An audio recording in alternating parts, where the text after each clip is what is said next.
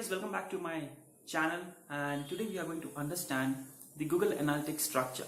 It's very important for us to know the structure of Google Analytics before going inside and exploring the reportings that are available in Google Analytics.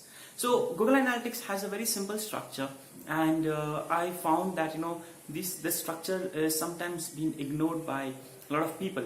So I thought, let me just create a small recording on this, and so to put across in front of you guys.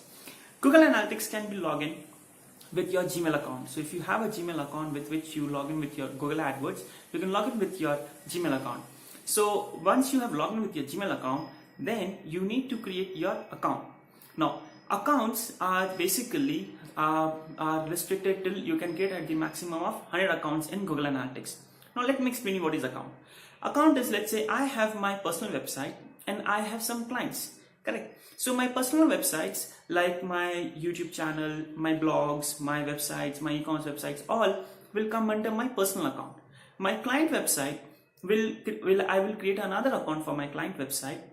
Let's say my client X has a website, client Y has a website. So all these websites will be created in separate account, so that the properties are maintained separately. So the data are maintained separately and it is well organized. So once you log in, you need to create an account. It's very simple. Just give your personal name and underscore account. Let's say if I have to create an account for my personal thing, I'll create Ashwini underscore personal account.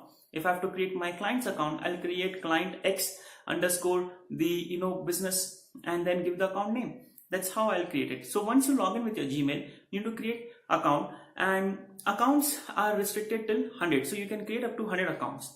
Under each account, you can add 50 properties. Now over here, properties represents websites or app.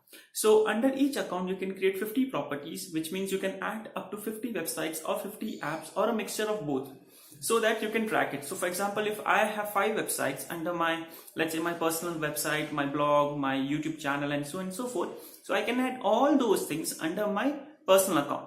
And if my client has, let's say 10 websites, so what will I do? I'll add all those 10 websites under the client X account. So it means it is already organized. Okay, so first is the Gmail account. Gmail, you have to log in. Then you have to create your account. So you can create 100 accounts. Under each account, you can add up to 50 properties, and under each property, you have to create views. Now views are basically the way you see the data. That's how the view is. It's basically how I want to see the data. I want to see the data completely. I want to see the raw data, or I want to see a filter data, or I want to see only data from a specific IP, or I want to see a data from a specific source. So how exactly you want to see the data? So under each property, you can create 25 views. Okay. Now under each view, you can create goals and you can track your objective. So goals are basically your conversions actions. So you want to know how many people came to your thank you page. So you can create your goals under each view, and under each view you can create up to 20 goals. Okay, so you can also so this is the structure of Google Analytics. Gmail account, log in with your Gmail account, then create accounts, and you can create up to 100 accounts. Under each account you can add up to 50 properties. Under each property you can create up to 25 views, and under each view you can create up to 20 goals. So this is the structure of Google Analytics, and in my upcoming videos I'll explain you topics like how to create segments, how to create goals, and so on and forth in Google Analytics. So stay tuned and keep watching and keep digitizing. Thank you.